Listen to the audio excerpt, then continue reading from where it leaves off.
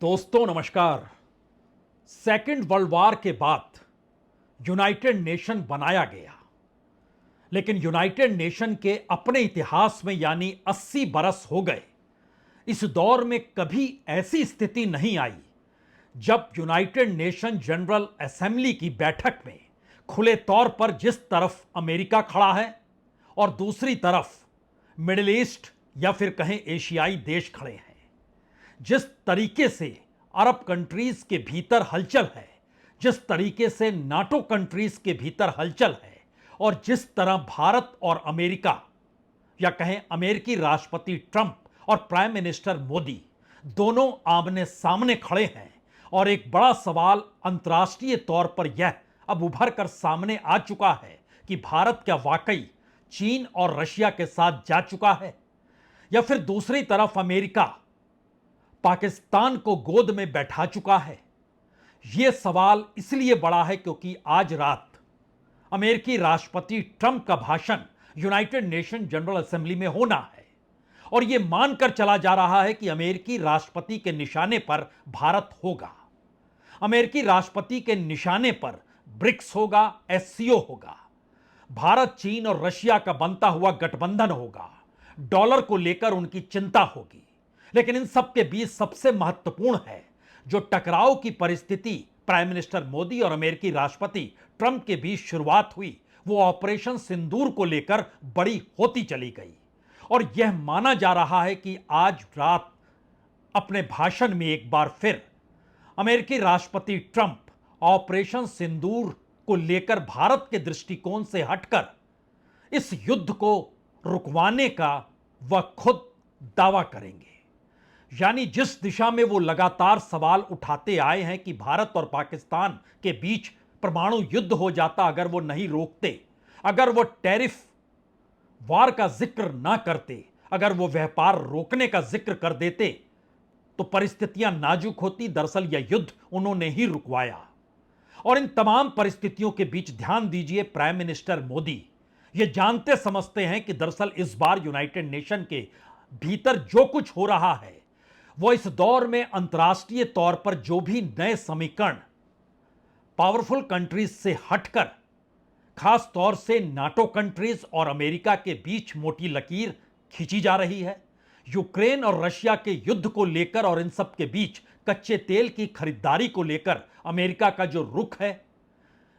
भारत चीन और रशिया जो एससीओ और ब्रिक्स में एक साथ खड़े हो गए उसको लेकर जो अमेरिका का रुख है, और इन सब के बीच समूचे एशिया में जो अमेरिकी दखल बढ़ रहा है वो शायद श्रीलंका आपके जहन में आए, बांग्लादेश आए, नेपाल आए, आने वाले वक्त में म्यांमार आए,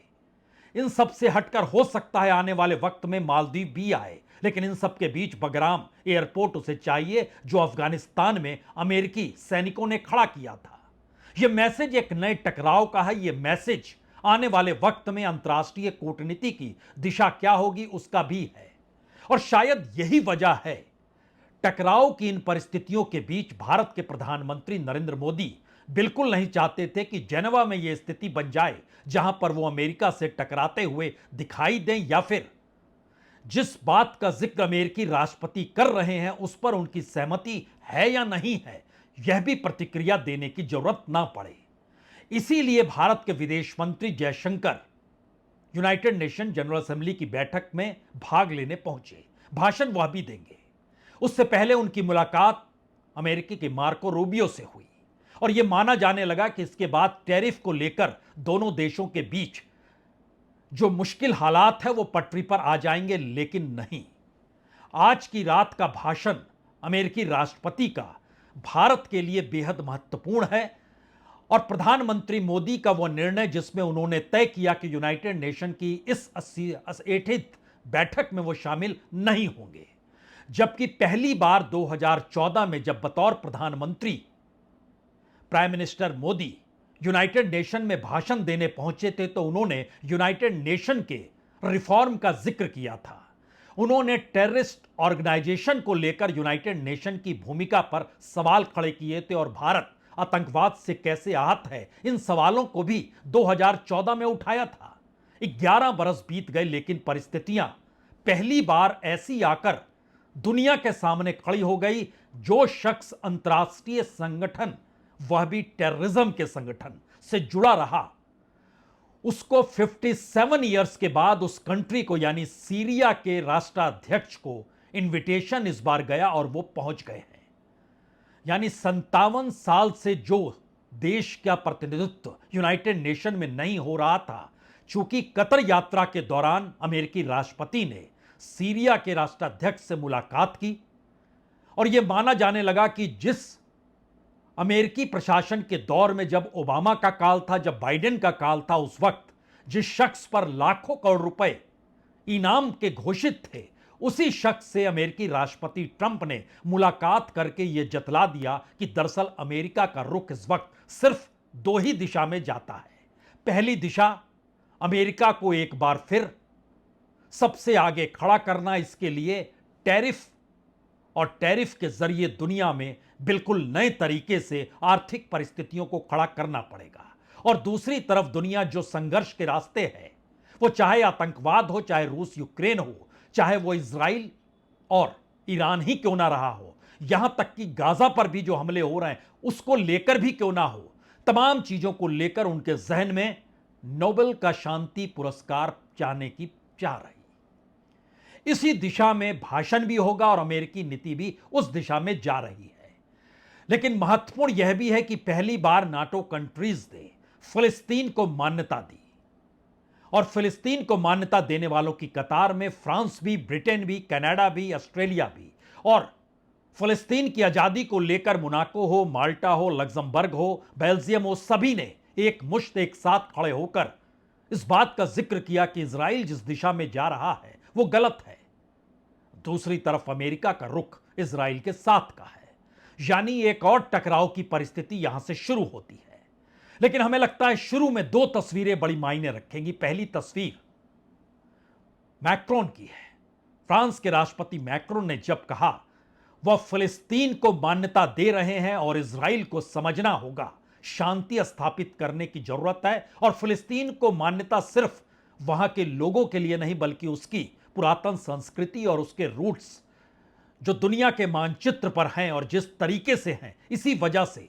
उसके बाद पूरे यूनाइटेड नेशन असेंबली के भीतर क्या नजारा था, देख लीजिए।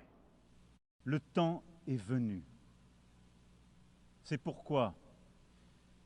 fidèle à l'engagement historique de mon pays au Proche-Orient, pour la paix entre le peuple israélien et le peuple palestinien, je déclare que la France reconnaît aujourd'hui l'État de Palestine.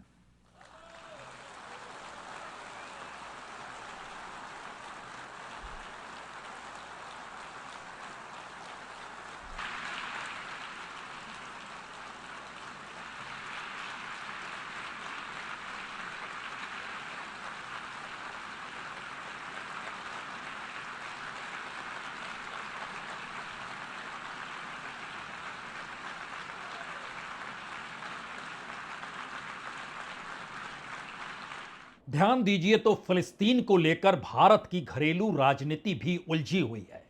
Israel की भूमिका जो मिडिल ईस्ट और Asia country के भीतर हो रही है, उसमें खास तौर पर वो ईरान पर हमला हो, वो गाजा पट्टी में हमला हो, वो फिलिस्तीन पर अटैक हो, और इन सब के बीच जो कुछ दोहा में हुआ जहां पर हमास नेताओं की मौजूदगी थी, इन सारी परिस्थितियों के भीतर भारत अपनी अंदरूनी राजनीति से भी जूझ रहा है, यह भी सच है।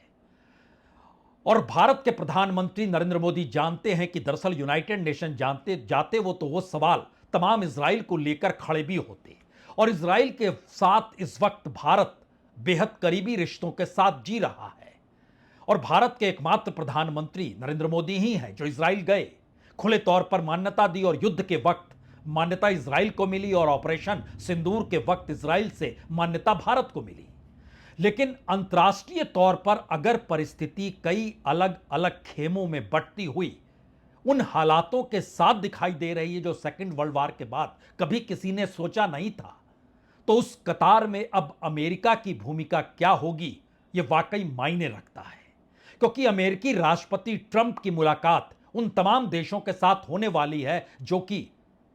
अरब लीग या कहें मुस्लिम कंट्रीज हैं। भारत के पड़ोसी हैं, लेकिन भारत के विदेश मंत्री जयशंकर से उनकी मुलाकात नहीं है। जयशंकर की मुलाकात मार्को रूबियो के साथ हुई, लेकिन अभी तक कुछ भी निकला नहीं है। अब सवाल है कि जब अमेरिकी राष्ट्रपति की मुलाकात कतर, सऊदी अरब, इंडोनेशिया, तुर्की,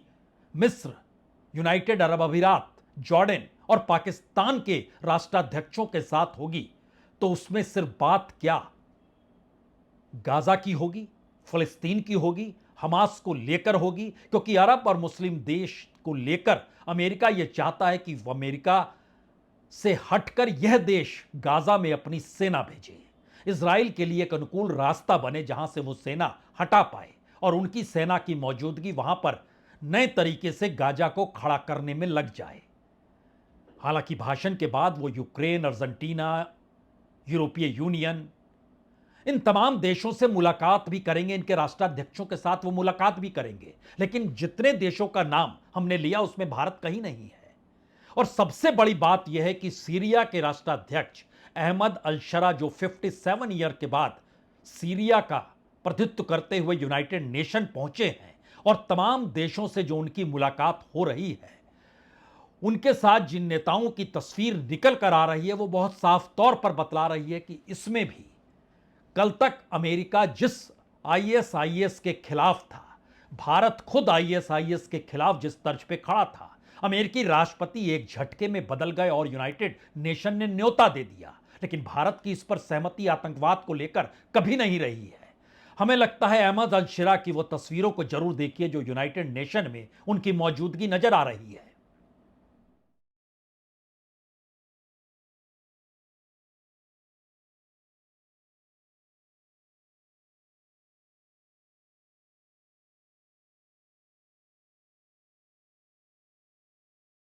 दरअसल इस मौजूदगी का मतलब अमेरिका की निगाहों में चीन का मजबूत होना है और उसे तोड़ने की दिशा में वो भारत पर दबाव बना रहा है या भारत के साथ समझौता करने की दिशा में बढ़ेगा, यह अभी भी एक सवालिया निशान है। लेकिन इससे हटकर अगर आप मिडिल ईस्ट की स्थिति को परखें और ईरान और इजराइल युद्ध की परिस्थितियों के बीच सऊदी अरब और पाकिस्तान के समझौतों को समझें, तो दो बातें खुले तौर पर है। इन सब के बीच अमेरिका ने जो अफगानिस्तान के बगराम एयरबेस की मांग की, और बकायदा ट्रुथ पर अमेरिकी राष्ट्रपति ने यह लिखा कि अगर अफगानिस्तान बगराम एयरबेस को इसे बनाने वाले यानी अमेरिका को वापस नहीं करता है तो बहुत बुरा होगा। हालांकि तालिबान की तरफ से प्रतिक्रिया भी आई। उनके विदेश मंत्री ने कहा, अफगानों ने इतिहास में कभी भी विदेशी सैन्य मौजूदगी स्वीकार नहीं की और दोहा वार्ता और समझौते के दौरान इस संभावना को पूरी तरीके से खारिज कर दिया गया था। लेकिन आगे की बातचीत के लिए दरवाजे खुले हैं। यानी पूरे तरीके से अफगानिस्तान या तालिबान ने नकारा नहीं, लेकिन इन सब से हटकर चीन की प्रतिक्रिया इसलिए महत्वपूर्ण है क्योंकि अगर बगराम में या वो एयरबेस अमेरिका के पास चला जाता है तो फिर चीन का पूरा प्रोग्राम, जिस दिशा में वह अपने परमाणु संयंत्रों की तादाद 1000 तक करने जा रहा है, और जो उसका रोड इनिशिएटिव का पूरा कार्यक्रम है, वो डगमगा जाएगा। और अमेरिका एशिया के भीतर जिस तरीके से दखलंदाजी कर रहा है, ये उसे पता है कि अगर भारत नहीं साथ में होगा और पाकिस्तान को जिस दिशा में वो साथ ले रहा है, और सऊदी और पाकिस्तान के बीच जो समझौता हुआ है, उसमें उसे अपना हथियारों का बाजार सऊदी को बेचने में सुविधा होगी, जो सऊदी से होते हुए पाकिस्तान तक जाएगा। यानी व्यापार महत्वपूर्ण है, और सऊदी दुनिया के उन देशों में पहले नंबर पर है जो सबसे ज्यादा हथियार दुनिया के बाजार से खरीद रहे हैं। इस पूरी परिस्थिति के भीतर एक सवाल और आएगा, क्या इन सब में भारत की मौजूदगी अमेरिका के साथ इस वक्त बिल्कुल नहीं है, और आने वाले वक्त में जो फुसलाया और सहलाया जा रहा है उससे हटकर अमेरिका सिर्फ और सिर्फ रास्ता अपनी सुविधा और अपनी जरूरत के हिसाब से बना रहा है। और इन तमाम परिस्थितियों के भीतर भारत की इकोनॉमी, भारत की अंतर्राष्ट्रीय कूटनीति, भारत के वैदेशिक संबंध जो अमेरिका के इर्द गिर्द थे, क्या वो सब कुछ टूट रहे हैं? H1B वीजा ही नहीं बल्कि इसके साथ आने वाले वक्त में जो टेक कंपनियों पर भी 25% टैरिफ लगाने का जिक्र है, वो कैसे मुश्किल हालात करेंगे? ये कोई नहीं जानता, स्थितियां नाजुक है, क्योंकि इन सब के बीच सिर्फ एक तस्वीर ही निकल कर आई जब जयशंकर पहुंचे और वहां पर मार्को रूबियो के साथ उन्होंने मुलाकात की। लेकिन कोई बातचीत, कोई संवाद, उस दिशा में आगे बढ़ने की सोच, सब कुछ अमेरिकी राष्ट्रपति के भाषण पर छोड़ दिया गया। शायद इसीलिए यह तस्वीर भी जारी हुई।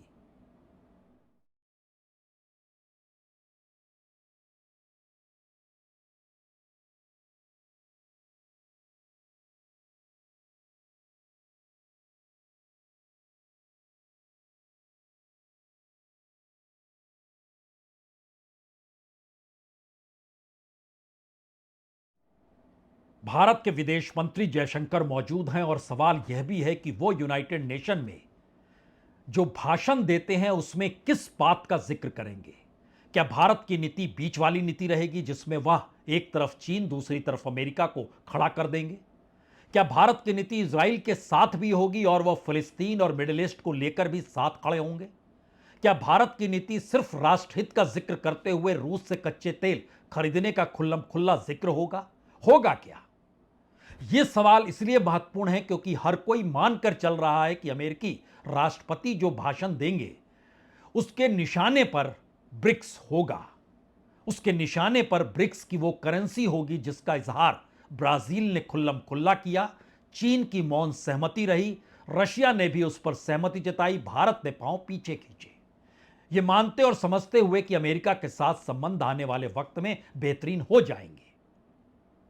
ब्रिक्स निशाने पर होगा, एससीओ यह भी निशाने पर होगा, जिसमें शामिल होने के लिए भारत के प्रधानमंत्री 7 बरस के बाद चीन पहुंच गए। और चीन जाना अमेरिका के सामने एक दुविधापूर्ण स्थितियों को खड़ा कर गया। लेकिन इन सारी परिस्थितियों से हटकर सबसे बड़ा सवाल यह है कि भारत अपनी अर्थव्यवस्था को लेकर अगर चीन और अमेरिका से हटकर सोचे तो वो क्या करेगा? यह सवाल भारत के भीतर लगातार रेंग रहा है। और शायद यही वजह है, जैसे ही जीएसटी में 2 स्लैब का जिक्र हुआ, उसके बाद भारत के तमाम मंत्री हों, मुख्यमंत्री हों और खुद प्रधानमंत्री भी क्यों ना हो, स्वदेशी का नारा लेकर और भारत के भीतर जो परचेजिंग पावर है उसको मजबूती मिल जाए, बाजार बाजार, दुकान दुकान हर कोई घूमते हुए नजर आया। और पहली बार प्रधानमंत्री मोदी ने भी अपने हाथ में स्वदेशी का पोस्टर ले लिया। यह परिस्थिति बतलाती है कि भारत का जो मैन्युफैक्चरिंग सेक्टर है, अगर उसमें मजबूती नहीं आई, भारत ने अगर अपना प्रोडक्शन स्वदेशी तौर पर क्रिएट नहीं किया,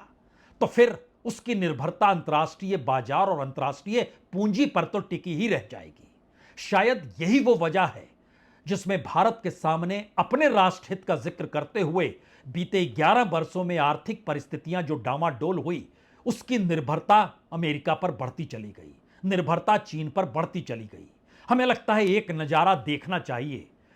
जब प्रधानमंत्री खुद ईटानगर में वो अरुणाचल की यात्रा पर थे और वहां एक दुकान में गए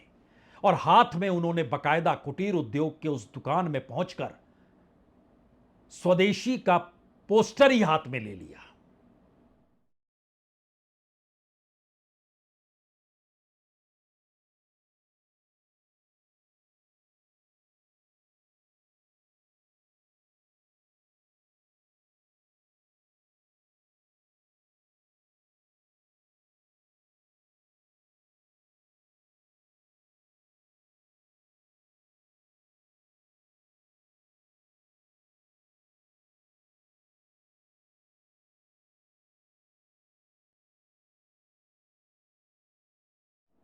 प्रधानमंत्री जानते हैं मसला सिर्फ स्वदेशी का नहीं है, मसला सिर्फ अमेरिकी टैरिफ वार का नहीं है। मसला इस दौर में भारत की उस इकोनॉमी का है जिसमें डॉलर के मुकाबले रुपया रिकॉर्ड लो पर आ चुका है, एक लिहाज से 89 रुपीस हो चुका है। और यह एक ऐसी परिस्थिति है जब अंतर्राष्ट्रीय बाजार से भारत कच्चा तेल खरीदने जाए तब भी उसे पेमेंट डॉलर में करना होगा। भारत के छात्र बाहर पढ़ने जाएं तो भी उन्हें पेमेंट डॉलर में करना होगा। और यह एक ऐसी नीतियां हैं जिसका असर भारत के शेयर बाजार पर भी पड़ेगा, क्योंकि एफआईआईज जो फॉरेन इन्वेस्टर्स हैं वो लगातार हाथ पीछे खींच रहे हैं और वो आज भी जारी रहा। अगर ध्यान दीजिए तो इस दौर में सिर्फ सितंबर के महीने में लगभग 14,000 करोड़ रुपए एफआईआईज ने निकाल लिए। तो ऐसे में जो डोमेस्टिक थे यानी घरेलू निवेशक थे उसके जरिए बचाया गया तकरीबन 40,000 करोड़ से ज्यादा शेयर्स खरीदे गए घरेलू निवेशकों के जरिए, जिसमें एलआईसी है, जिसमें एसबीआई है, यानी वो बड़ी संस्था जो सरकारी तौर पर चल रही है लेकिन शेयर मार्केट के भीतर जो निजी कंपनियां हैं उनको डूबने ना दिया जाए, ये परिस्थिति तो बनाई जा रही है। लेकिन अगर अंतर्राष्ट्रीय निवेशक या कहीं विदेशी निवेशक निकलते चले गए तो स्थिति नाजुक होगी। ये पहला सवाल बहुत महत्वपूर्ण है। दूसरा बड़ा सवाल इसके साथ जुड़ा हुआ है कि अगर इकोनॉमी में बीच का रास्ता भारत ने अख्तियार किया हुआ है और अब धीरे धीरे स्वदेशी की दिशा का राग है, घरेलू सामानों की खरीद को लेकर मंत्री संतरी मुख्यमंत्री प्रधानमंत्री सभी सड़क पर हैं, तो यह मैसेजिंग भारत के भीतर की आर्थिक कमजोरियों को लेकर भी है और मुश्किल हालातों को भी बतलाती है। शायद इसीलिए महत्वपूर्ण यह है कि अमेरिकी राष्ट्रपति आज रात यूनाइटेड नेशन में क्या कहते हैं, और भारत के प्रधानमंत्री सीधे टकराने की परिस्थिति में अमेरिका के साथ नहीं है, वो बीच का रास्ता अख्तियार कर रहे हैं। इसीलिए वो यूनाइटेड नेशन की जनरल असेंबली में शामिल होने नहीं गए, लेकिन फिर भी भाषण तो लिखकर दिया ही गया होगा विदेश मंत्री जयशंकर को। और इन सब के बीच चीन एससीओ या ब्रिक्स जब निशाने पर आएगा तो यह मैसेज बहुत साफ होगा कि भारत को कहां पर खड़े होना है, और यह मैसेज अमेरिका के लिए भी साफ होगा। वह जिस दिशा में पाकिस्तान को तरजीह दे रहा है और जिस तरीके से इजराइल के साथ खड़ा है, बावजूद इसके मिडिल ईस्ट हो या फिर वेस्टर्न एशिया की कंट्री हो, तमाम जगहों पर इजराइल अमेरिका एक साथ खड़े हैं। तमाम जगहों पर मुश्किल हालात नाटो कंट्रीज के बीच है, यूक्रेन के भीतर सवाल है और मिडिल ईस्ट के भीतर भी सवाल है।